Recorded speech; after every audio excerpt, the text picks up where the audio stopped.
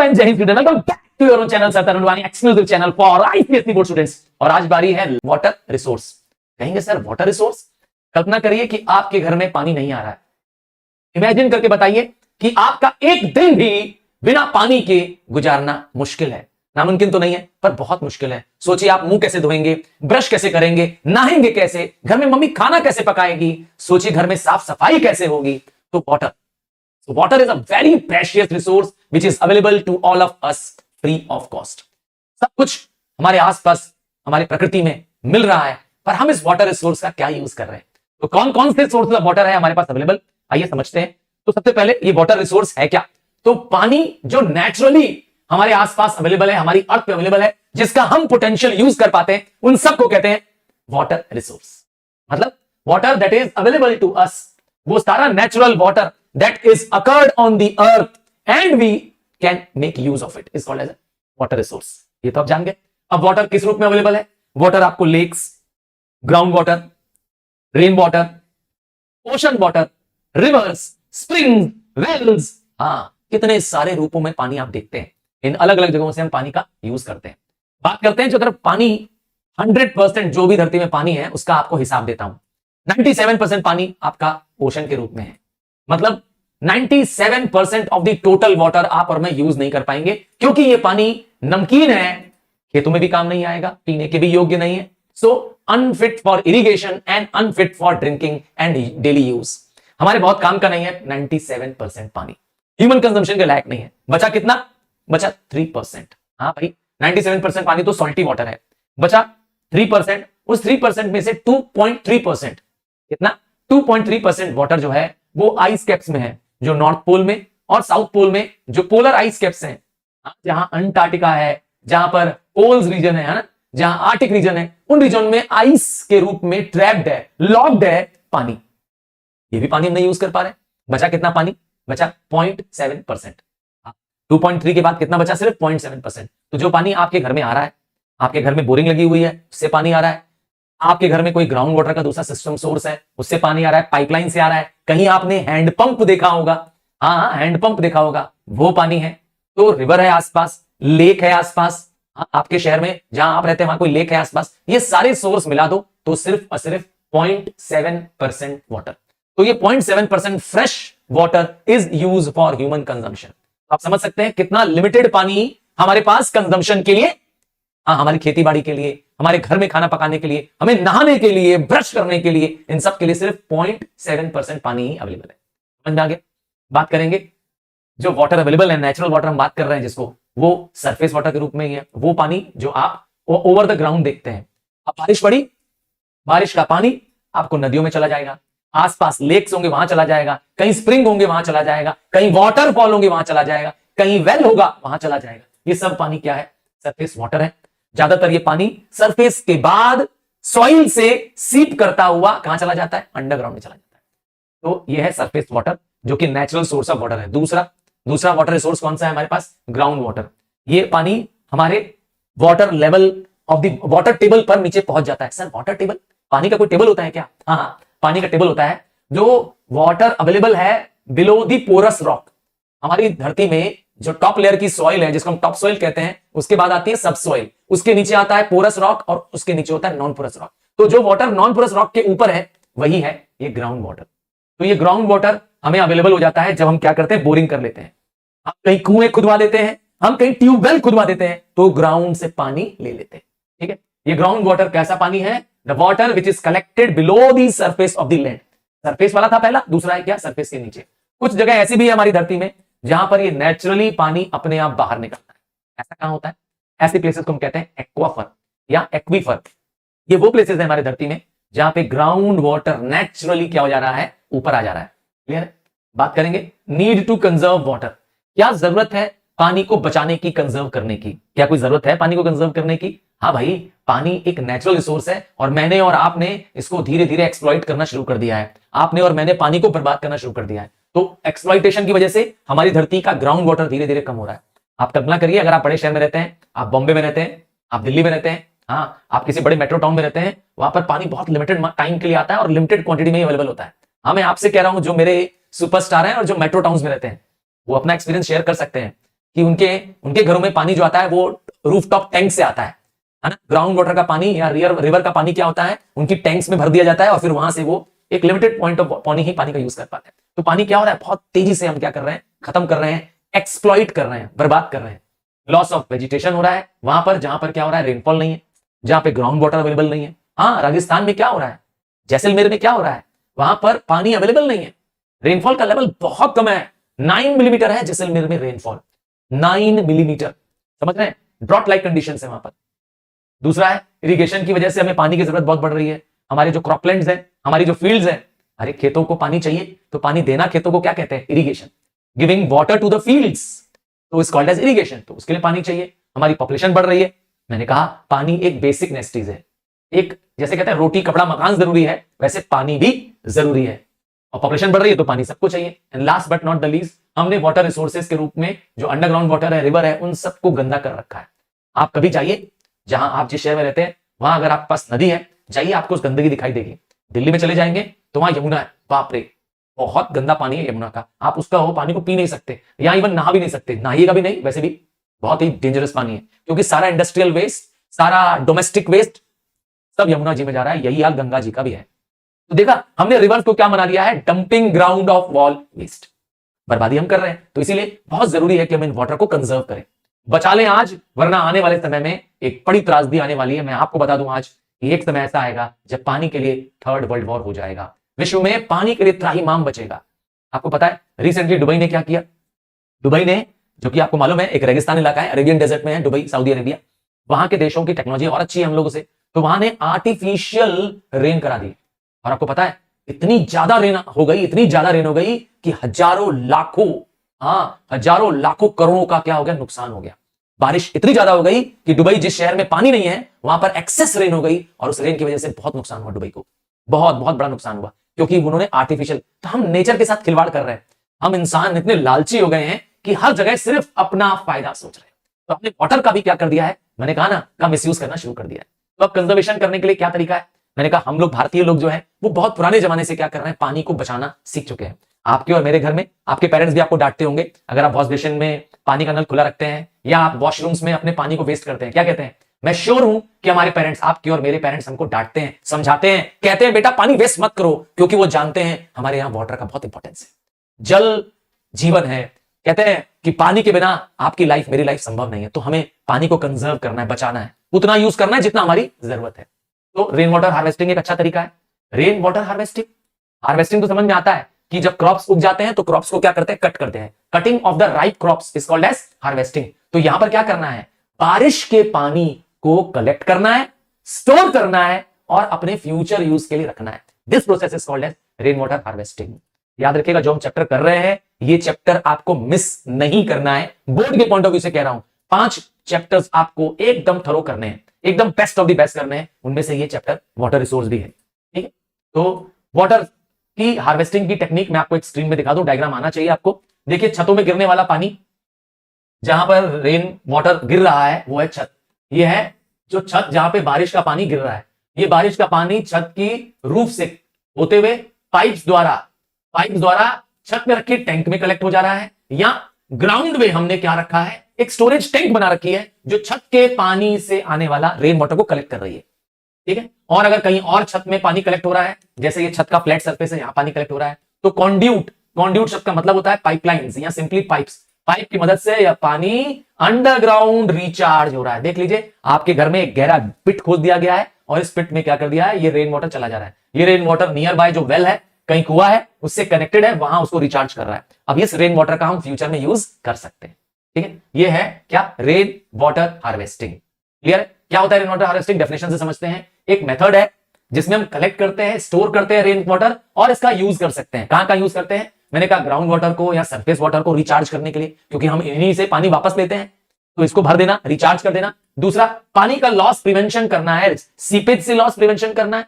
Evaporation से पानी के लॉस को बचाना है, ताकि हम फ्यूचर में यूज कर सके। और क्या करना है, हाइड्रोलॉजिकल स्टडी, मतलब वाटर की स्टडी करनी है, ताकि इंजीनियरिंग करके, अर्थात हम मेथड्स लगा करके उसका सेव कर सके, पानी को फ्यूचर यूज के लिए उपलब्ध कराना है। ये पर्पस है रेन वाटर हार्वेस्टिंग का। तो रेन इतनी इंपॉर्टेंट क्यों है, क्योंकि rain is the primary source of water. पानी का सबसे इंपॉर्टेंट सबसे प्राइम, सबसे महत्वपूर्ण सोर्स ऑफ सप्लाई कौन है? बारिश। सोचिए, कल्पना करिए कि बारिश ना हो। सोचिए ये सावन का महीना जो मानसून जिसे कहते हैं, ये ना होता, क्या होता? अभी जो बारिश पड़ रही है, कितना मस्त मौसम हो जाता है, चारों तरफ प्रकृति में हरियाली छा जाती है, सारे सरफेसेस जहां पे भी फील्ड्स हैं, जहां पर भी खुला मैदान है, उन सब जगहों पे पानी एब्जॉर्ब हो रहा है और सीप होकर के हमारे धरती में जा रहा है। कहां पहुंच रहा है? अंडरग्राउंड वाटर में पहुंच रहा है। ग्राउंड वाटर टेबल रिचार्ज हो रहा है। और हमारी जिम्मेदारी भी है कि हमने चारों तरफ घर बना रखे हैं, अब खेत कम हो गए हैं, हाँ अब खेत कम हो गए, पक्की सड़क बन गई है चारों तरफ, तो हमें जिम्मेदारी यह बनती है कि पानी जो हमारी छतों पे गिर रहा है, उस पानी को पाइप की मदद से क्या करें, या तो खुद स्टोर करके रख ले ताकि हम फ्यूचर में इस पानी का यूज कर सकें, जैसे गार्डनिंग में यूज कर सकते हैं, साफ सफाई करने में यूज कर सकते हैं, और या तो इस वाटर को क्या करें, अंडरग्राउंड रिचार्ज पिट में छोड़ दें, अंदर गहराई पे छोड़ दें, या हमारे घर में कोई बोरिंग है उसमें इस पानी को डाल दें, ताकि क्या हो जाए, हमारा ग्राउंड वाटर भी रिचार्ज होता रहे। तो rain water harvesting, water harvesting का मतलब है understanding the value of rain and making the best use of the rain water at places. जहां भी जल उपलब्ध है उसका सही यूज करना। जहां हमने ये बर्बादी की वहां इंसानों की जान को खतरा है। आपको बता दूं, इंडिया का वेटेस्ट एंड रेनियस्ट प्लेस है चेरापूंजी एंड मौसिन राम। ये दोनों ही प्लेस इंडिया के नहीं, वर्ल्ड के सबसे ज्यादा बारिश पाने वाले देश है। उसके बाद भी यहां पर पानी की कमी है। There is shortage of water in these two places. क्यों? क्योंकि वहां पे वाटर हार्वेस्टिंग नहीं हो पा रही है। बहुत दुख की बात है। तो वाटर कंजर्वेशन मतलब पानी को बचाना, फ्यूचर के लिए पानी को बचाना, वाटर कंजर्वेशन। तो हम लोगों ने छतों पे टैंक्स बना रखी है। बहुतों ने अपने छत पे क्या कर रखा है, टैंक बना रखी है, रूफटॉप गार्डन बना रखा है, उसमें यूज कर लेते हैं। बहुत सारे लोगों ने अपने कोर्टयार्ड्स में टैंक बना रखी है। कुछ लोगों ने आर्टिफिशियल वेल बना रखे हैं, कम्युनिटी वालों ने मिलकर के, जहां पर ये ग्राउंड वाटर को क्या करते हैं, भर लेते हैं, रेन वाटर को उसमें ट्रांसफर कर देते हैं। और क्या कर सकते हैं, जब अगर रेन वाटर पड़ रहा है, बारिश पड़ रही है, तो बारिश के पानी को रन ऑफ करते समय, रन ऑफ मतलब होता है बह के जाते समय, नियर बाय स्ट्रीम्स में छोड़ देते हैं। यहां अगर स्ट्रीम्स में बहुत ज्यादा पानी आ जाता है तो वह पानी क्या करते हैं, कलेक्ट कर लेते हैं, यूसेज कर लेते हैं। ठीक है। और क्या करते हैं, जहां रिवर फ्लडेड होती है उस रिवर के फ्लडिंग के पानी को क्या करते हैं, कैनाल्स की मदद से, फ्लडेड रिवर ताकि नुकसान ना पहुंचा पाए, इसलिए उन फ्लडिंग रिवर का पानी को क्या करते हैं, कैनाल्स की मदद से क्या करते हैं, उस एक्स्ट्रा वाटर को बाहर निकाल लेते हैं और फील्ड में ट्रांसफर कर देते हैं। इस तरीके से यूज करते हैं। हमारे यहाँ बहुत पुरानी परंपरा है पानी को बचाने की। भारत बहुत समय से, पौराणिक काल से क्या कर रहा है, पानी बचाने का तरीका जानता है। आज से हमने रेन वाटर हार्वेस्टिंग नहीं सीखी, आज ना दुनिया जानती है रेन वाटर हार्वेस्टिंग को। हमने तो हजारों साल पहले से किया। हमारे यहाँ खत्री और कुल, ये नाम आपको वन वर्ड क्वेश्चन बन सकता है, इसलिए याद करना जरूरी है। खत्री और कुल ये रेन वाटर की टेक्निक है जो वेस्टर्न हिमालयाज में होती है। वहां पर जब बारिश का पानी हम लोग बचाते हैं, कंजर्व करते हैं फ्यूचर के लिए, तो उसका नाम है, ये ट्रेडिशनल मेथड्स हैं। और यहाँ तो बाउलीज और डिगीज। बाउलीज क्या होता है, एक तरह का कुआं होता है जिसमें आप नीचे उतर सकते हैं, उसमें सीढ़ियां बनी होती है, उसे कहते हैं बाउलीज एंड डिगीज। कहां पर है, गंजेटिक प्लेन में, यूपी में है। हाँ हमारे यूपी में है, यूपी बिहार में ऐसे कुएं हैं जिसमें आप नीचे उतर सकते हैं क्योंकि इसमें सीढ़ी बनी हुई है। उस सीढ़ी वाले कुओं को कहते हैं डिगीज एंड बाउलीज। और क्या है, जोहाद है सेंट्रल इंडिया में। जोहाद क्या होता है, मट्टी का एक टीला, मट्टी का एक टीला जहां पर पानी को रोक लिया जाता है, जो पानी को क्या करता है, बारिश के पानी को रोकता है, उसे कहते हैं जोहाद। और क्या है, भंडाराज एंड कीरीज है। ये सब मैंने कहा traditional rain water harvesting technique है। ये कहां पर है, डेक्कन प्लेटो रीजन है, मतलब इंडिया के साउथ में, नाम है भंडाराज एंड कीरीज। और वेस्टर्न घाट्स में सुरंगम, कोरंबू ईस्टर्न घाट में, और जिंग लद्दाख में। तो अलग अलग प्लेसेस में इंडिया के बहुत पहले जमाने से परंपरा है बारिश के पानी को बचाने की, और इनके नाम बस अलग अलग है, पर करते लगभग सब में सेम ही है, रेन वाटर को फ्यूचर के लिए स्टोर करना। आपको एक खादिन का डायग्राम दिखाते हैं। अभी आपने देखा था खादिन, जोहाद, ये रहा जोहाद का डायग्राम। अब आप देखिए, जहां पर बारिश का पानी आ रहा है, जिस जगह बारिश का पानी रिसीव हो रहा है, इस जगह को कहते हैं हम लोग कलेक्टिंग प्लेस, है ना। रेन वाटर, बारिश तो कहीं भी पड़ सकती है, इस लैंड में पड़ रही है, ये एक रॉकी लैंड है, यहां बारिश पड़ रही है, दिख रहा है साफ साफ, और ये पानी बहता हुआ चला जा रहा है, तो बहते हुए पानी को कहते हैं रन ऑफ। तो ये रन ऑफ पानी कहां जा रहा है, एक लो लैंड पे, एक लो लैंड पे जाके कलेक्ट हो जा रहा है। क्यों, इसके लिए क्या किया गया है, कलेक्ट करने के लिए एक मट्टी का, एक सैंड का क्या कर दिया है, एक बैरियर बना दिया गया है, नाम है खादिन।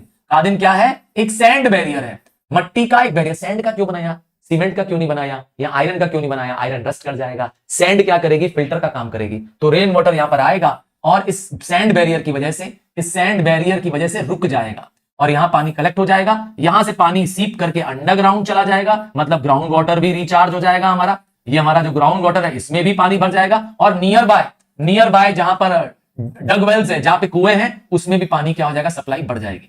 तो नियर बाय वाटर रिचार्ज हो जाएगा, हम फ्यूचर में यूज कर पाएंगे, है ना टेक्निक बढ़िया। तो इस टेक्निक का नाम है खादिम या जोहाज। यूजुअली मैंने कहा रेनी सीजन्स में जब बारिश पड़ रही होती है, ऐसे मिट्टी का टीला या मिट्टी का बैरियर ना देता है, खास करके ऐसी प्लेसेस में जहां काफी पानी तेजी से बह के आता है। क्योंकि जब पानी तेजी से बह के आता है, अगर आसपास की नालियों में चला जाएगा, गटर में चला जाएगा तो बर्बाद हो जाएगा, या पानी भाप बन के उड़ जाएगा तो भी बर्बाद हो जाएगा। हमें इस पानी को क्या करना है, अपने फ्यूचर यूज के लिए इस्तेमाल करना है। तो आज पानी को बचाना है तो ऐसी टेक्निक लगानी है जो ट्रेडिशनल टेक्निक भी है और पानी को बचाती भी है ना। आपके घर पे कुआं है क्या, या आप जहां रहते हैं उसके आसपास, या आपके गांव में कुआं जानते हैं ना, वो एक बहुत पुराना तरीका है पानी का यूज करने का। तो बारिश के दिनों में अपने आप पानी क्या होता है, गांव वाले इलाकों में उसमें भर जाता है, वो रिचार्ज भी हो जाता है और हम उसका यूज भी कर लेते हैं। ये भी टेक्निक है। अब आते हैं नीड ऑफ वाटर हार्वेस्टिंग। एक एग्जांपल से बता देता हूं कि हमारे इंडिया में जो रेनफॉल, नंबर याद कर लीजिए, एमसीक्यू बनेगा 1170 मतलब 1170 मिलीमीटर ऑफ रेनफॉल है, जो कि वर्ल्ड के एवरेज से बहुत ज्यादा है। दुनिया में जो रेनफॉल पड़ रही है उसके मुकाबले हमारे भारत में रेनफॉल ज्यादा है। क्यों? Because India is a tropical monsoon country. हमारा क्लाइमेट ही है ट्रॉपिकल मॉनसून विंड्स हमारे देश को रेनफॉल देती हैं, तो इसीलिए रेनफॉल ज्यादा है। अब रेनफॉल ज्यादा है, पर उससे ज्यादा रेनफॉल कहां है? मैंने कहा चेरापूंजी में, मौसिनराम में। फिर भी वहां पर पानी की शॉर्टेज है। क्यों शॉर्टेज है? क्योंकि वहां पर रेनफॉल तो हो रही है, पर एक बहुत शॉर्ट स्पेल में, बहुत कम समय में, कुछ ही महीनों के अंदर वो सारा पानी दे रही है। तो रुक रुक के अगर रेनफॉल होती रहती, बारिश मिलती रहती, पर ऐसा नहीं हो रहा है। थ्रू आउट द ईयर पानी नहीं मिल रहा है, बल्कि एक शॉर्ट स्पेल में ही पानी गिर जा रहा है। और ज्यादातर रेनफॉल का पानी क्या हो जा रहा है? रन ऑफ बन जा रहा है। क्या बन जा रहा है? रन ऑफ बन जा रहा है, बर्बाद हो जा रहा है, रिकलेक्ट नहीं हो पा रहा है, हम उसकी हार्वेस्टिंग नहीं कर पा रहे हैं। क्यों नहीं कर पा रहे हैं? क्योंकि मैंने कहा ज्यादातर अपलैंड्स में, पहाड़ों में बसा हुआ ये शहर है, ठीक है, माउंटेनियस रॉकी ग्राउंड है वहां पर, और वहां ऐसा कर पाना संभव नहीं हो पा रहा है। समझ में आया? अब बात करेंगे कुछ टर्म्स की जो रेन वाटर हार्वेस्टिंग में यूज होते हैं। कैचमेंट वो एरिया है जहां पर रेन मिल रही है, बारिश का पानी जहां पड़ रहा है, जहां से वो फ्लो करके आ रहा है, उसका नाम है कैचमेंट। मतलब that area which receives rainfall is called as a catchment. अब वो आपका छत हो सकता है, कोई बिल्डिंग हो सकती है, कोई सड़क हो सकती है, कोई ग्राउंड हो सकता है, ठीक है। और कैचमेंट से ही पानी को क्या करना है? आपको कैच करना है। क्या कैच करना है? जैसे बॉल को कैच कर लेते हैं ना, तो कैचमेंट से कैच करना है। कॉन्ड्यूट्स वो पाइप्स हैं, वो ड्रेन्स हैं जो कैचमेंट से पानी ले जाएंगे रिचार्ज पिट तक। कैचमेंट से पानी कलेक्ट करना है, रिचार्ज वाली पिट या ग्राउंड तक पहुंचाना है, कॉन्ड्यूट ले जाएगा। स्टोरेज फैसिलिटी मतलब जहां हम पानी स्टोर करके रखेंगे, अब वो टैंक्स हो सकती है, प्लास्टिक की टैंक हो सकती है, हमारी सीमेंट की बनी टैंक्स होती है, या आरसीसी रीइंफोर्स्ड कंक्रीट सीमेंट, ठीक है, आरसीसी, जिससे ढलाई होती है। आपके छत की, मकान की ढलाई जो होती है ना, वो आरसीसी से होती है, ठीक है। और रिचार्ज फैसिलिटी मतलब हम डग वेल्स, बोर वेल्स में भी पानी को कलेक्ट कर सकते हैं फ्यूचर के लिए। आज इसको भर देंगे बारिश के पानी से, तो आप भी जहां आप रह रहे हैं उसमें आपकी जिम्मेदारी है, यस एज अ स्टूडेंट तुम्हारी भी जिम्मेदारी है कि पानी को रिचार्ज करना है। अब तुम कैसे करोगे? क्या टेक्निक लगाओगे कि तुम्हारे हिसाब से पानी का वेस्टेज कम से कम हो? तुम्हारे लिए कह रहा हूं। तो अब जब नहाने जाओगे तो कई घंटे तक मत नहाना, है ना। कई बार तुम वॉशरूम में चले जाते हो और खूब देर तक नहाते ही रहते हो। क्या कहते हो? सच बताना, नहाने जाते हो, कई कई घंटे नहाने बैठ जाते हो? नहीं, ऐसा मत करना। बहुत पानी मत नहाइए, बहुत पानी वेस्ट मत करिए। नहाना मना नहीं है, मैंने कहा बहुत नहाने की जरूरत नहीं है। और क्या कर सकते हो तुम? भाई आप अपने पास आपकी एक्टिवा या मोटरसाइकिल है, उसको खूब पानी से साफ करते हैं, खूब पानी बहाते हैं। नहीं, ऐसा नहीं करेंगे, ठीक है। आप ऐसा नहीं करेंगे, बल्कि एक बकेट ऑफ वाटर लेंगे और एक बकेट नहीं, क्लॉथ कपड़ा डाल करके गाड़ी पोछी, तो पानी कम वेस्ट होगा, ठीक है। तो ऐसी टेक्निक्स आपको सोचनी है। अब आते हैं पानी के स्टोरेज के लिए। तो मैंने कहा आरसीसी की टैंक्स होती है, अंडरग्राउंड टैंक्स होती है। बहुत सारे लोग क्या करते हैं, प्लास्टिक की टैंक्स खरीद लेते हैं, मार्केट में अवेलेबल होती है, वहां प्लास्टिक की टैंक्स आती हैं, वो आप लगवा लीजिए, पानी को स्टोर कर सकते हैं। Topic irrigation, very important topic. इस चैप्टर का सबसे इंपॉर्टेंट टॉपिक इरिगेशन है। अब इस पर क्वेश्चन बनेगा, क्योंकि इरिगेशन के मेथड से क्वेश्चन आता है और उसके मेरिट्स और डिमेरिट्स पूछे जाते हैं, ठीक है। ध्यान से देखिएगा इस टॉपिक को। इरिगेशन का मतलब क्या है? Giving water to the fields या crops by artificial means, that is wells, tanks, canals, is called as irrigation, ठीक है। मतलब आपने खेतों को पानी दिया, आप टैंक खोद दीजिए और पाइप लगा करके बिछा दीजिए, पानी दे दीजिए, या आपने कैनाल बनवा रखी है, नहर बना रखी है, उससे पानी दे दीजिए, पर पानी आप खेतों को दे रहे हैं, तो इरिगेशन। 92% पानी किसको चाहिए? हमारे एग्रीकल्चर को चाहिए। जितना भी पानी मैं और आप यूज कर रहे हैं उसका 92, कल्पना करिए कितनी बड़ी बात बोल रहा हूं, 92% पानी आपका खेतों में जा रहा है, खेतों के क्रॉप्स को जा रहा है। 2% पानी इंडस्ट्रीज को चाहिए। तो आप जितनी भी इंडस्ट्रीज कर रहे हैं उसको पानी की सप्लाई कितनी है? सिर्फ 2%। और 6% पानी हम पीने के लिए इस्तेमाल कर रहे हैं। और घर में, हर घर में पानी चाहिए। मैंने कहा था अब नहाने के लिए धो दीजिए, धोने के लिए चाहिए, बाथरूम, वॉशरूम, कपड़े धोने, और बहुत सारी देर की एक्टिविटीज है, कुकिंग एक्टिविटीज है ना, फ्लोर क्लीनिंग है, सब में पानी चाहिए। क्यों? बिना पानी के घर साफ सफाई रह सकती है? नहीं। 55% of the net sown area, हमारे देश में जो एरिया है जहां पर क्रॉपलैंड्स है, जहां पर हम क्या कर रहे हैं, खेती वन से अधिक बार कर रहे हैं, उसे कहते हैं नेट सोन एरिया। तो 55% हमारे नेट सोन एरिया भी रेनफॉल पे डिपेंडेंट है। इमेजिन कर लीजिए कितनी जो बड़ी एरिया है। हमारे देश में 2 बड़े टैंक्स जो बहुत पुराने जमाने से बने हुए हैं, देखिए 8th सेंचुरी 9th सेंचुरी, मतलब आज से कई हजार साल पहले की बात कर रहे हैं। अभी हम 21st सेंचुरी में हैं, तो हम 8th और 9th सेंचुरी की बात कर रहे हैं। उस समय चिंगलपुट डिस्ट्रिक्ट तमिलनाडु में बनाया गया था टैंक। देखा उस जमाने में, देखिए टैंक बनाना, कुआं बनाना पहले जमाने में बहुत पुण्य का काम माना जाता था। शायद आपको पता हो कि आपके पेरेंट्स, ग्रैंड पेरेंट्स आपको बताते होंगे कि उस जमाने में बॉटल में पानी नहीं होता था। आज हम और आप कहीं भी जा रहे हैं, टूमर में कहीं भी जा रहे हैं, रेलवे में जा रहे हैं, कहीं घूमने जा रहे हैं, तो बिस्लेरी या पैक्ड मिनरल वाटर जिसे कहते हैं वो ले रहे हैं। क्यों? क्योंकि free and pure water available नहीं है। दोनों बातें बोली, free and pure water available नहीं है। पानी भी है तो पीने योग्य नहीं रहा, हमने पॉल्यूट कर दिया है, इसीलिए पानी को कंजर्वेशन करना बहुत जरूरी है। ठीक है। दूसरा है ग्रैंड एनीकट, ये कहां पर है? कावेरी नदी पे है। इसको 2nd सेंचुरी में बनाया गया था। बाप रे, हम 21st सेंचुरी में, 2nd सेंचुरी में, तो उस जमाने में भी राजाओं को और लोगों को पता था पानी का इंपॉर्टेंस। क्या इंपॉर्टेंस है रेन वाटर का? तो मैंने कहा रेन वाटर का इंपॉर्टेंस इसलिए बढ़ता जा रहा है क्योंकि रेन हमारे यहां अनसर्टन है। बारिश होगी, कितनी होगी नहीं मालूम, कभी कभी तो इतनी ज्यादा हो जाती है कि फ्लड आ जाता है। अब आप आसाम को चेक कर लीजिए, हाँ अगर आप बिहार में वहां चेक कर लीजिए, पता करिए, इवन मुंबई चेक करिए, वेस्टर्न कोस्ट और वेस्टर्न घाट पता करिए, सब जगह बाढ़ आई हुई है इस समय। करंटली मॉनसून में बाढ़ चल रही है, बल्कि कुछ ऐसे इलाके हैं, राजस्थान आज भी पानी के तरस रहा है। आप जम्मू कश्मीर पता करिए, रेनफॉल नहीं हो रही है, तो ये भी समस्या है। अनइवन डिस्ट्रीब्यूशन ऑफ रेनफॉल एक समस्या है। कुछ प्लेसेस में रेन खूब है तो कुछ प्लेसेस में रेन है ही नहीं। और समस्या क्या है? हमारे देश में जो क्रॉप्स उगते हैं सबकी अलग अलग रेन रिक्वायरमेंट है, पानी की सबकी अलग अलग रिक्वायरमेंट है। जितने ग्रेन क्रॉप्स हैं, जैसे व्हीट हो गया, राइस हो गया, इनको ज्यादा पानी चाहिए होता है जिस समय इसके ईयर्स निकल रहे होते हैं, जिस समय इसकी ग्रोथ की स्टेज होती है। जो खरीफ क्रॉप्स होते हैं वो मानसून पर डिपेंडेंट होते हैं। अभी जो सीजन चल रहा है मानसून, इस समय खरीफ क्रॉप है। अभी राइस के सोइंग करने का, पैडी जिसे बोलते हैं ना, अभी आप चेक करिएगा, कभी बाहर निकलिएगा या कभी आप ट्रेन से कहीं जा रहे हो, देखिएगा बहुत सारी औरतें, लड़कियां, बहुत सारे ज्यादातर फीमेल खेतों में नी डीप वाटर में क्या कर रही है? पेड़ लगा रही है। चेक करिएगा, ध्यान से देखिएगा, नी डीप वाटर, घुटने जितना पानी होगा, वो औरतें क्या कर रही हैं? पैडी लगा रही हैं, राइस के क्रॉप्स लगा रही है। ठीक है, पानी का सीजन है इसीलिए। तो कुछ ऐसे क्रॉप्स ही हैं जिनको पानी चाहिए, जैसे मैंने कहा खरीफ क्रॉप्स, ये खरीफ का सीजन चल रहा है इस समय। ठीक है। और कुछ हाई यील्डिंग वैरायटी सीड जिनको हम HYV सीड्स कहते हैं, इनको प्रॉपर फर्टिलाइजर चाहिए होता है, प्रॉपर केमिकल्स चाहिए होते हैं और एडिक्वेट अमाउंट ऑफ वाटर चाहिए होता है। पानी ना मिलने पे HYV सीड्स, जो आजकल नई लेटेस्ट सीड्स आई हैं, ये खराब हो जाती है। और बहुत सारे कमर्शियल क्रॉप्स हैं, उनको भी प्रॉपर वाटर की जरूरत है, खास करके शुगर को। हमारे यहाँ कुछ सॉइल्स भी हैं जो वाटर रिटेंटिव नहीं है। अब क्लेई सॉइल कहोगे तो वाटर रिटेंटिव है, वो पानी को रोक लेती है, पानी को सोख लेती है अपने पास और नीचे नहीं जाने देती है। बट जहां पे सैंडी सॉइल है, जहां पे डेजर्ट सॉइल है, डेजर्ट सॉइल में पानी डाल के देखा है कभी? हाँ, पानी चला जाएगा नीचे एकदम। तो उन जगहों पे क्या होता है? इरिगेशन की जरूरत ज्यादा होती है। और क्या करना है? रिवर की वाटर का हमको सही यूज करना है। लास्ट, अपने यहाँ अगर मैक्सिमम प्रोडक्शन चाहते हैं कि एग्रीकल्चर का आउटपुट इंक्रीज करे, तो हमें रेन वाटर का बेहतरीन यूज करना पड़ेगा। So that is why there is increasing importance of rain water. अब क्या क्या इरिगेशन के टेक्निक्स हैं, इरिगेशन के क्या क्या हमारे पास मीन्स उपलब्ध है? पहला, कन्वेंशनल। जैसे ही वर्ड कन्वेंशनल आता है तो मतलब ट्रेडिशनल, वो टेक्निक्स, वो मेथड्स जो पुराने जमाने से चले आ रहे हैं, आज से नहीं, हजारों सालों से हमने इन टेक्निक्स को यूज किया है इरिगेशन के लिए। उनमें वेल्स हैं, टैंक्स हैं और इनंडेशन कैनाल है। कौन सा कैनाल है? इनअंडेशन कैनाल, अभी दिखा रहे हैं आपको। ठीक है। तो मॉडर्न टेक्निक में कौन कौन है? मॉडर्न टेक्निक में ट्यूबवेल्स है, पेरिनियल कैनाल्स है और ड्रिप इरिगेशन है, और भी है। सबसे पहले बात करते हैं ट्रेडिशनल मेथड। सबसे ट्रेडिशनल मेथड में कौन सा है? कुआं। हाँ, आपने सुना होगा कुआं। आपके क्षेत्र में इसका नाम कुआं है क्या? हाँ, जैसे यहां पर कुएं को कहते हैं बाउलीज, जिसमें क्या होता है? कुएं में नीचे तक उतर सकते हैं क्योंकि कुएं में सीढ़ी बनी हुई है। कुएं इतने बड़े होते हैं कि कुएं के नीचे जाया जा सकता है सीढ़ी से। हाँ, और कुएं होता क्या है? तो कुआं एक बड़ा सा होल होता है। It's a hole. कैसा hole? It's a hole on the earth surface, ताकि पानी को निकाला जा सके। कहां तक का होल होता है? Near the water table. ज्यादातर प्लेसेस में पानी नजदीक है।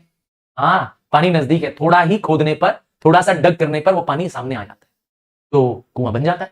ये रहा कुआं। जिस कुएं में ये वॉल बनी हुई है चारों तरफ, उसे कहते हैं लाइंड वेल्स। कैसा वेल? LINED। आप और मैं भी ज्यादातर क्या करते हैं? लाइंड वेल के पास ही जाते हैं, क्योंकि अनलाइंड वेल में क्या होता है? ये ऐसे होता है। अनलाइंड वेल में देखिए, कुएं के चारों तरफ क्या है? कोई बाउंड्री नहीं है, कोई वॉल नहीं है। अगर आप अनलाइंड वेल में गए, हो सकता है कि आप फिसल के कुएं के अंदर ही ना चले जाए। एक तरह से कहें, वो बहुत ही कह सकते हैं रॉ कुआं है, ट्रेडिशनल कुआं है। बस सरफेस में पानी दिखाई दे रहा है, गड्ढा खोदा, पानी दिखाई दे रहा है, पानी निकाल रहे हैं। अनसेफ है बहुत, बच्चे गिर सकते हैं इसमें, देखिए खतरा है ना। और इसमें लाइंड वेल में रिस्की नहीं है। तो लाइंड वेल और अनलाइंड वेल, ठीक है, दो टाइप के वेल्स होते हैं। बात करेंगे एडवांटेज की। तो वेल बनाना सबसे सस्ता काम है। क्यों? क्योंकि बस जमीन को डिग करना है, चीप है, सिंपल है और एक भरोसेमंद टेक्निक है। ज्यादातर वहां फायदेमंद है जहां पर पानी ज्यादा गहराई पे नहीं है, जहां water is near by available. हाँ भाई, कुएं से पानी निकालना है, तो बहुत गहरा होगा तो बहुत मेहनत लगेगी ना, तो इसीलिए जहां पे पानी अवेलेबल हो पास में। कितना डेप्थ अलाउड है? Water table does not exceed 15 metre, 15 metre से ज्यादा गहरा पानी ना हो। ठीक है, कितना? 15 मीटर, नंबर याद कर लीजिए, 15 मीटर। अच्छा, वेल की खास बात क्या है? जब वेल इरिगेशन की बात करेंगे तो वेल इरिगेशन वहां ज्यादा फायदेमंद है जहां पे अलुवियल सॉइल है, मतलब जहां पर रिवर वैलीज हैं, क्योंकि आपको याद होगा गंगा, ब्रह्मपुत्र, यमुना, ये जो नदियां हैं, इंडस, ये नदियां हैं पहाड़ों से आती हैं, तो इनके साथ होता है अलुवियल सॉइल और ये सॉफ्ट सॉइल होती है, यहां पर पानी इजीली अवेलेबल होता है थोड़ा ही डक करने पे, तो यहां पर वेल इरिगेशन पॉसिबल है। तो ठीक है, पंजाब, उत्तर प्रदेश, गोवा, बिहार, राजस्थान, यूपी, ठीक है, यहां पर पानी कई तरीकों से कुएं से निकाला जाता है। कुएं से पानी निकालने के कई मेथड्स हैं। एक पहला मेथड आ रहा है पर्शियन व्हील मेथड, आपने इसको फिल्मों के गानों में देखा होगा, मेरे देश की धरती सोना उगले उगले हीरे मोती। हाँ, ये गाना नहीं सुनाना है मुझे, मैं आपको याद दिला रहा हूं कि इस फिल्म के गाने में, आपने गाना बहुत पॉपुलर सुना होगा, इसमें आपने इस पर्शियन वेल को देखा होगा कैसे चलता है। क्या नाम है इसका? Persian well. एक कुआं है, ठीक है, उस कुएं का पानी बाहर निकालने के लिए क्या किया गया है? एक व्हील लगाया गया है। क्या लगाया गया है? एक पहिया लगाया गया है, और इस व्हील पे चारों तरफ बकेट्स लगी हुई है। देखिए यहां पे व्हील पे बकेट लगी हुई है, बाल्टियां लगी हुई है। अब ये व्हील कैसे गोल घूमता है? इस बुलक कार्ट से। बुलक कार्ट गोल घूमती रहती है, तो व्हील भी क्या करता रहता है? गोल घूमता है ऐसे, और जब गोल घूमता है तो पानी क्या करता है? खेतों की तरफ बाहर फेंक देता है। राउंड ऐसा जाता है, पानी कलेक्ट करता है, बकेट में पानी भरता है और बकेट पानी फेंक देती है, फिर राउंड जाता है और ये प्रोसेस चलता है। नाम है पर्शियन व्हील। नहीं देखा है? हाँ, पहले जमाने की फिल्मों में होगा। तो पर्शियन व्हील, ठीक है ना, कहां ज्यादा पॉपुलर है? पंजाब में, हरियाणा में, वेस्टर्न राजस्थान में है। तो कैसा होता है? मैंने कहा इसमें एक वर्टिकल व्हील होता है जिसमें बकेट्स अटैच होते हैं उसके रिम पर, और जो ड्रॉट एनिमल्स होते हैं, जैसे मैंने कहा बुलक, ठीक है, बैल। बैल क्या करती है? गोल घूमती है और इसके बकेट्स पानी को भरते हैं और पानी बाहर फील्ड में फेंक देते हैं। तो आपको, इंसानों को क्या है, बार बार बाल्टी खींचना, मेहनत आसान हो गई ना, खेतों को बहुत पानी चाहिए होता है, इसीलिए इसका यूज करते थे। हालांकि आजकल मैंने कहा ये टेक्निक कम यूज हो रही है, अब जो कि जमाना मॉडर्न आ गया है ना, पर हम चल रहे हैं कौन सा टेक्निक? ट्रेडिशनल टेक्निक चल रहे हैं, कन्वेंशनल टेक्निक चल रहे हैं। और टेक्निक क्या है इसमें? देखिए, कुएं से पानी निकालने का लिवर मेथड, जिसको ढेकली भी बोलते हैं। इसमें क्या होता है? एक बड़ी सी रॉड चाहिए होती है, ज्यादातर ये वुडन रॉड होती है, ज्यादातर ये लकड़ी की होती है। देखिए वुडन रॉड को क्या करते हैं? वुडन रॉड के एक एंड पे बकेट लगा देते हैं, ध्यान से देखा, एक एंड पे बकेट लगा देते हैं, और ये बकेट वाला एंड कहां पे है? वेल के अंदर जा रहा है, ठीक है, और यहां से क्या करते हैं? इसको अलाउ करते हैं कि ये नीचे चला जाए। जब ये नीचे चला जाता है, यहां से रस्सी पुल करते हैं, नीचे चला जाता है, बकेट अंदर चले जाती है, और फिर क्या करते हैं? बकेट को छोड़ देते हैं। जैसे ही रस्सी छोड़ देते हैं तो ये जो पत्थर बंधा है, ये जो पत्थर बंधा है, इसको ऊपर खींच लेता है, अपने आप पानी नीचे से ऊपर खींचने की ताकत आपको लगानी नहीं पड़ती है। समझ में आया? नाम है क्या? Liver method. ये कहां अवेलेबल है? बिहार और आंध्र प्रदेश में। ज्यादातर मैंने कहा बहुत कम गहराई वाले कुएं में ये एप्लीकेबल है। अब तीसरा मेथड है इंक्लाइंड प्लेन मेथड। इसमें क्या होता है? इसमें वेल के आसपास एक ढलान बना देते हैं। क्या बना देते हैं? ढलान। इस ढलान को कहते हैं इंक्लाइंड प्लेन। एक स्लोपिंग प्लेस बना देते हैं। कैसी प्लेस? Sloping place. अब क्या किया? देखिए, जहां पर ऊपर टॉप पे पुली लगा दी गई है और इसको बैलों से बांध दिया गया है और रस्सी बांध दी गई है एक बैग लाइक ऑब्जेक्ट में जो पानी कलेक्ट कर सकता है। अब ये जब बुलक्स पीछे आती है, ये नीचे डिप करता है, पानी भरता है, और जब बुलक्स आगे बढ़ जाती है तो ये ऊपर आ जाता है और पानी नीचे दे देता है खेतों की तरफ।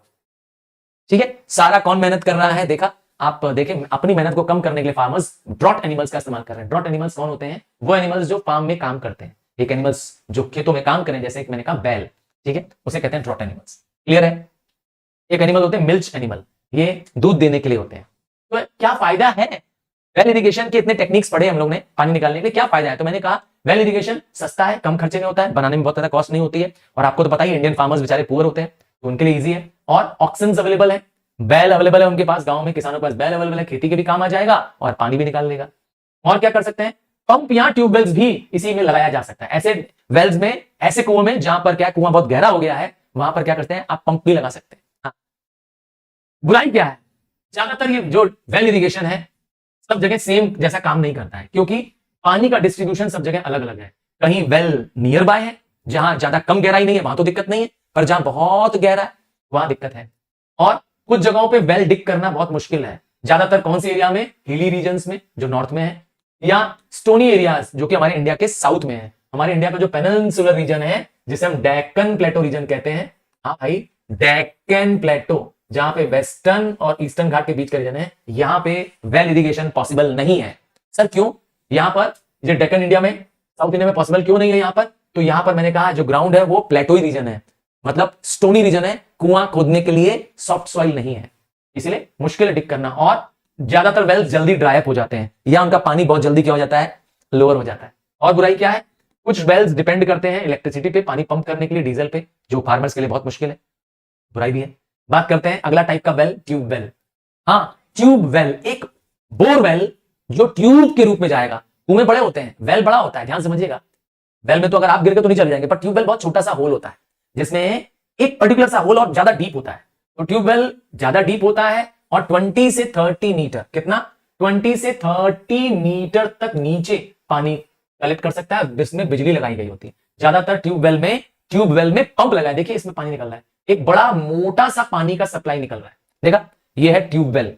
ठीक है, क्या खास बात है ट्यूब वेल की, इस खास बात है कि इसमें एक पंप लगा हुआ है जो कि ज्यादातर आजकल सोलर पंप भी आ रहा है, जो कि सोलर एनर्जी से चल सकता है, डीजल से चल सकता है, इलेक्ट्रिसिटी से चल सकता है। इसी को मेथड को कहते हैं लिफ्ट मेथड। क्या फायदा है, क्या अच्छाई है इसकी, तो मैंने कहा ट्यूबवेल्स वहां कर सकते हैं जहां पर पानी खूब उपलब्ध हो, जहां पे लेवल लैंड बहुत उपलब्ध हो, जहां पे पानी की सप्लाई की नीड बहुत ज्यादा हो, क्योंकि जहां खेत बहुत बड़े बड़े होंगे वहां कुएं से काम नहीं चलेगा, वहां ट्यूबवेल से काम चलेगा। जहां पे बिजली अवेलेबल हो, जहां पे बिजली अवेलेबल हो, तो इंडिया में बड़े स्टेट्स जहां पे खेती बहुत होती है उनमें पंजाब है, हरियाणा है, यूपी है, बिहार है, वेस्ट बंगाल है, इन स्टेट्स में ट्यूबवेल इरिगेशन होता है। एडवांटेज क्या है, ट्यूबवेल वेल के कंपैरिजन में ज्यादा एरिया को क्या कर सकता है, पानी सप्लाई कर सकता है। वेल कम एरिया के लिए है और ट्यूबवेल ज्यादा एरिया के लिए है। डिपेंडेंट सोर्स है, इस पे भरोसा कर सकते हैं, क्योंकि बस आपको बिजली चाहिए, पानी अपने आप आने लगेगा। और क्लीन वाटर भी आता है क्योंकि ज्यादा डीप से आता है। और अच्छाई क्या है, लार्ज एरिया को मैंने कहा इरिगेट कर सकता है, लार्ज अमाउंट ऑफ वाटर, और वो भी कम समय में, ढेर सारा पानी और वो भी कम, क्योंकि मैंने कहा बिजली से चलता है ये। और क्या खास बात है, पेरिनियल सोर्स ऑफ पानी है, साल भर पानी मिलता रहेगा। बुराई भी है इसकी, ट्यूबवेल भी अच्छा नहीं है, हर चीज है ना, कुछ बुराई भी है। अच्छा, 5-6 मैं आपको एडवांटेज डिसएडवांटेज बता रहा हूं, आप ज्यादा से ज्यादा 3 पॉइंट करिएगा, मैक्सिमम 3 से ज्यादा बुराई मत करिएगा, ठीक है, या अच्छा ही मत करिएगा। एक्सेसिव यूज ऑफ ट्यूबवेल करने से ग्राउंड वाटर डिप्लीट हो जाता है, ग्राउंड वाटर खत्म हो रहा है ट्यूबवेल के यूज करने से। पानी ज्यादातर क्या होता है, ट्यूबवेल में ब्रैकिश निकल आता है, ब्रैकिश मतलब होता है सॉल्ट वाटर निकल आता है। जब पानी सॉल्ट वाटर निकल आता है तो क्या होता है, ट्यूबवेल काम नहीं करता। क्या ग्राउंड वाटर क्या होता है, ब्रैकिश हो जाता है। ब्रैकिश मतलब जानते हैं क्या होता है, ग्राउंड वाटर क्या होता है, सॉल्टी हो जाता है, तब वहां पे आपकी ट्यूबवेल बेकार हो जाती है। ये एक एक्सपेंसिव तरीका है क्योंकि इसके लिए पानी की जरूरत पड़ रही है, बिजली की जरूरत पड़ रही है। कैनाल इरिगेशन, कैनाल मतलब जानते हैं क्या होता है, नहर। नहर क्या होती है, देखिए रिवर जा रही है, ध्यान से सुनिएगा मेरी बात को, रिवर वाटर जा रहा है, देखिए बनी हुई है नहर कितनी जबरदस्त। कहीं पे रिवर जा रही है, रिवर का वाटर ये जा रहा है, देखिए ये रिवर जा रही है।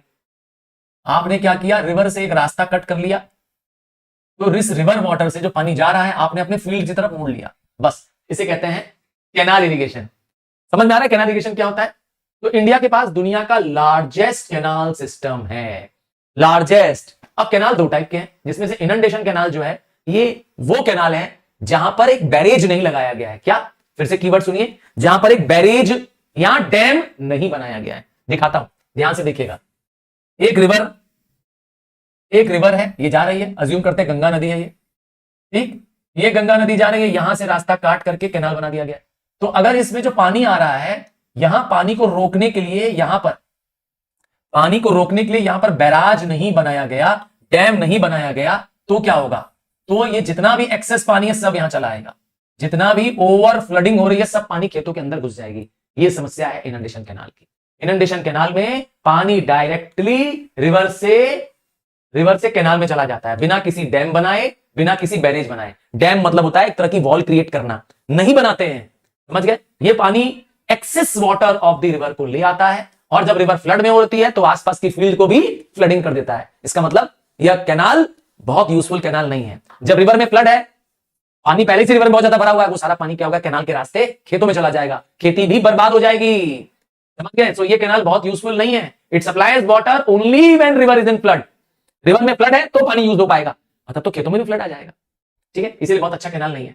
इससे बेटर कैनाल है मॉडर्न कैनाल। ये अभी तक जितना पढ़ा था वो ट्रेडिशनल पढ़ रहे थे, मतलब वो पढ़ रहे थे जो कन्वेंशनल मेथड है। अब जो पढ़ रहे हैं वो है पेरिनियल, मतलब मॉडर्न मेथड। पेरिनियल मतलब जहां भी पेरिनियल शब्द आए, one which continues year after year, जो पूरे साल भर आपको पानी दे, पेरिनियल। तो कैसा कैनाल है, साल भर पानी देना। ये कैनाल कैसा होता है, इस कैनाल के लिए रिवर्स पर डैम बना दिया जाता है, रिवर्स पर बैरेज बना दिया जाता है, मतलब पानी नदियों से आने के टाइम पर यहां पर एक डैम बना दिया गया है। जरूरत के हिसाब से पानी जैसे ही हमको चाहिए डैम ओपन कर लेंगे, पानी कैनाल के अंदर आ जाएगा। पानी नहीं चाहिए डैम बंद कर देंगे, काम खत्म। समझ में आया। तो इससे साल भर पानी खेतों को मिल सकता है। A large area can be irrigated.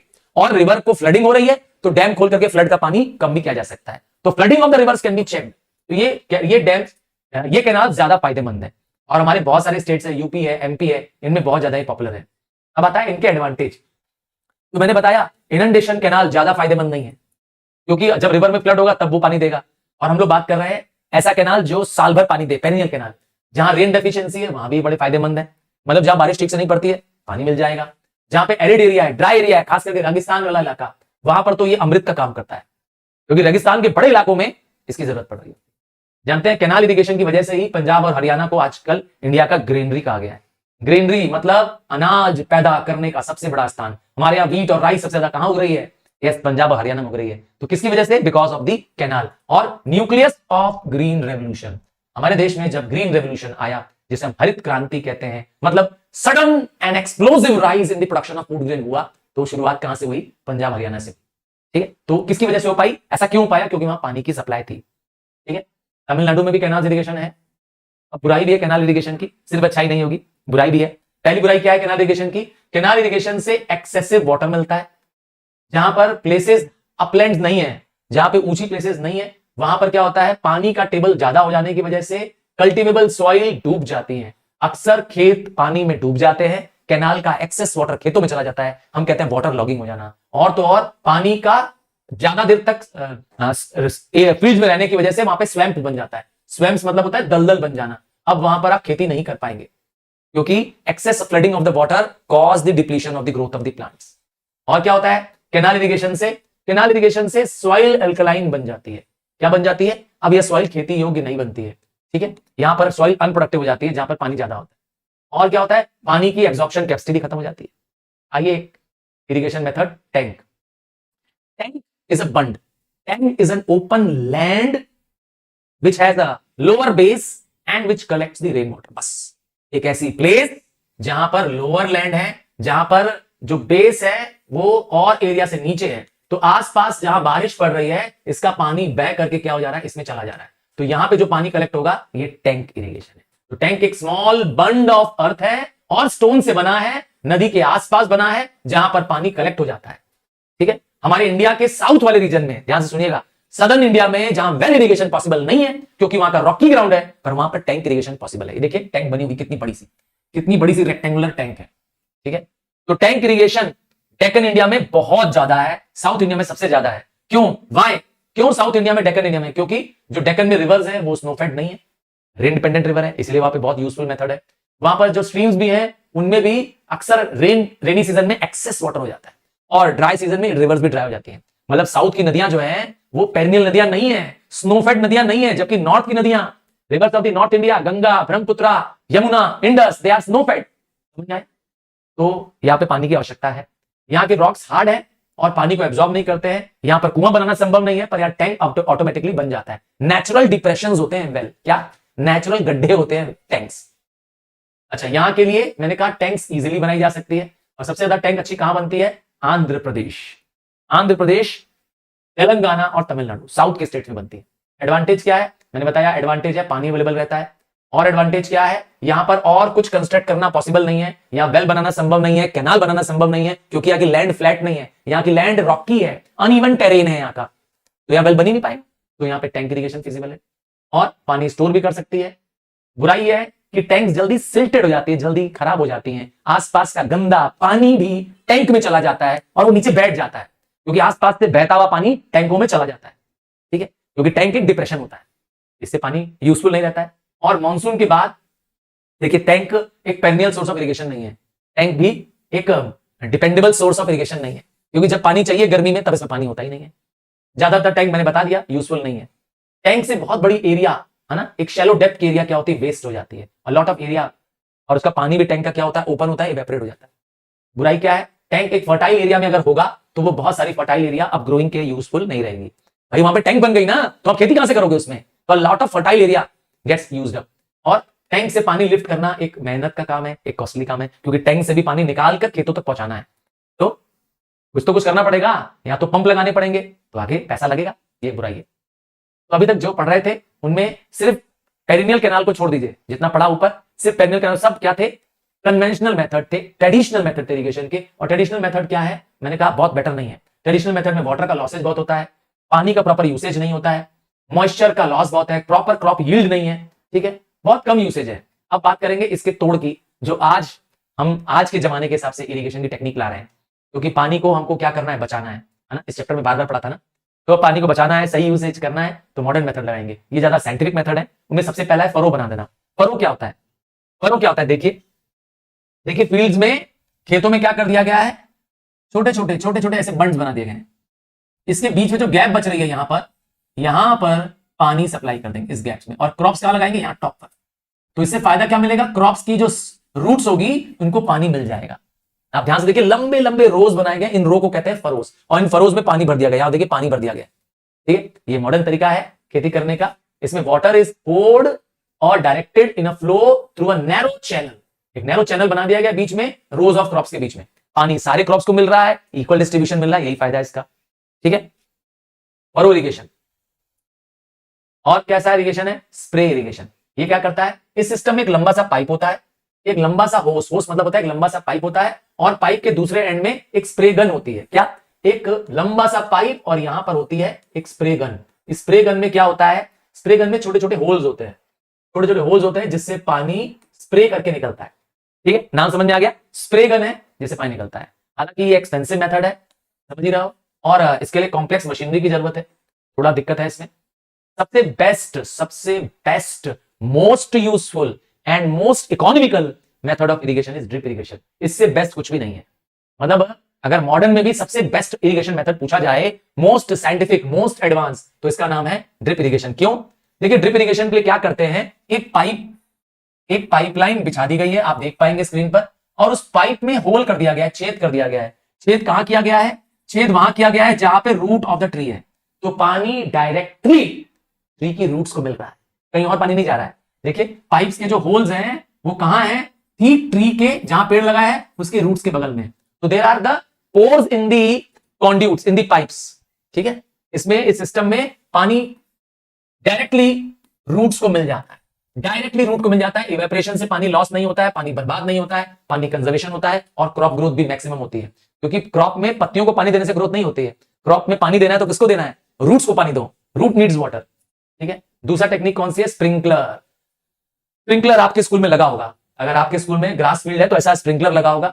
हाँ, ये क्या करता है, एक स्प्रिंकलर मशीन होती है, धीरे धीरे करके मूव करती है, राउंड मूव करती रहती है, और पानी का एक शावर टाइप का देती रहती है। तो इसे कहते हैं क्या, स्प्रिंकलर। इसमें भी नोजल लगा होता है टॉप में। कई बार इसे कहते हैं ओवरहेड इरिगेशन, क्योंकि पानी ऊपर से गिर रहा है, इसीलिए इसका नाम है क्या, ओवरहेड इरिगेशन।